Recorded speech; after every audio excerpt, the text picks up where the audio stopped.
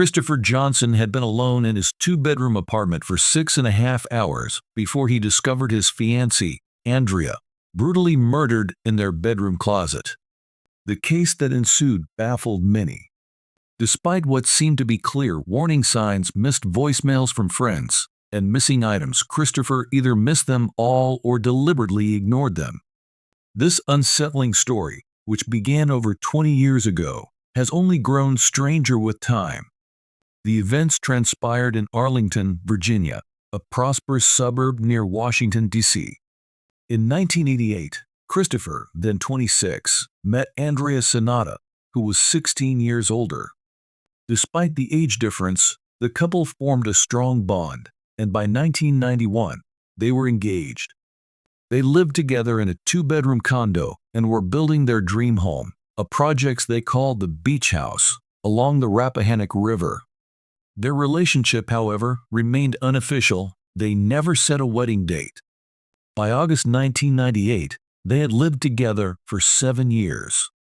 On the night of August 22, Christopher returned home around 6 p.m. and went to bed, assuming Andrea would return later.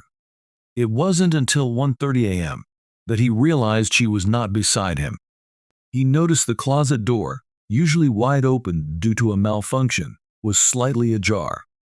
When he checked inside, he found Andrea's body, cold to the touch. The emergency call to 911 detailed his shock and confusion. Christopher claimed he had been home the entire time, but hadn't noticed anything unusual. He mentioned some missing items, including rolls of coins and a green gym bag. Strangely, despite apparent signs of a robbery, cash was left in plain sight, and Andrea's expensive watch remained on her wrist. When authorities arrived, they found a meticulously cleaned apartment. There were no signs of forced entry or a struggle, and the forensic team identified over 600 fingerprints, mostly belonging to Christopher. None of Andrea's prints were found, despite her having lived there for 7 years. This suggested an extreme level of cleaning. Christopher underwent extensive questioning over 3 days, during which time police employed various psychological tactics, including lying about evidence, in an attempt to extract a confession. His account of the events remained consistent. He had arrived home, found nothing amiss, listened to voicemails, and eventually discovered Andrea in the closet. Christopher's narrative was bizarrely detailed, yet lacking in emotion. He stated that he noticed freshly vacuumed carpets and missing items,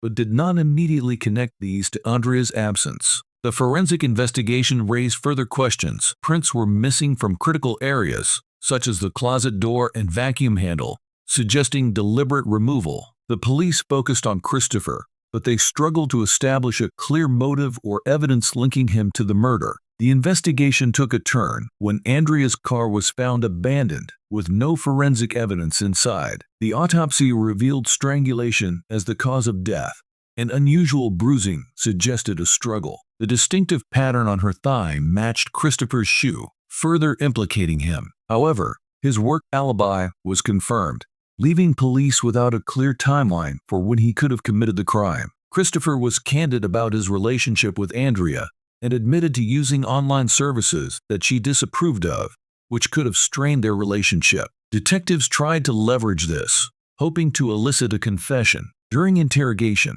Christopher began to fabricate an argument, implying that Andrea had confronted him about his spending habits. He described an altercation in which he allegedly pushed her, but even this contrived confession did not align with the physical evidence. Suspicion grew when Christopher spotted Andrea's missing car on his way home from the police station. Despite finding no direct evidence linking him to the crime, detectives remained convinced of his guilt. A few weeks before Andrea's death, she had interacted with a man named Bobby Joe Leonard, who collected an old computer from her. He was tracked down, but his involvement was dismissed until years later when Bobby Joe, serving a life sentence for a similar crime, confessed to Andrea's murder. In 2018, Bobby Joe admitted he had been hired to kill Andrea by a man he believed was her boyfriend. For a promised $5,000 payment, he described how he carried out the murder and later tried to collect the money from the apartment. His confession added credibility to the theory that Christopher had orchestrated the murder. Undercover officers attempted to extract incriminating statements from Christopher, but he maintained his innocence. The case finally went to trial in 2023. The prosecution's case relied heavily on Bobby Joe's testimony, which the defense argued was motivated by potential benefits, despite no evidence of such rewards. The jury, unimpressed by the police's investigative tactics and Bobby Joe's credibility, acquitted Christopher. The jury foreman expressed disbelief that the case had been brought to trial, given the lack of solid evidence. Christopher's life, forever altered, was further complicated when he filed a lawsuit against the detective who led the case, claiming she misled the grand jury to secure his indictment. The lawsuit was eventually dismissed, leaving the mystery of Andrea's death unresolved. For Andrea's family, the verdict did not change their belief in Christopher's involvement, but the legal system had spoken. This case remains a troubling example of how justice can be elusive, leaving many questions unanswered and a family forever haunted by a brutal and senseless crime.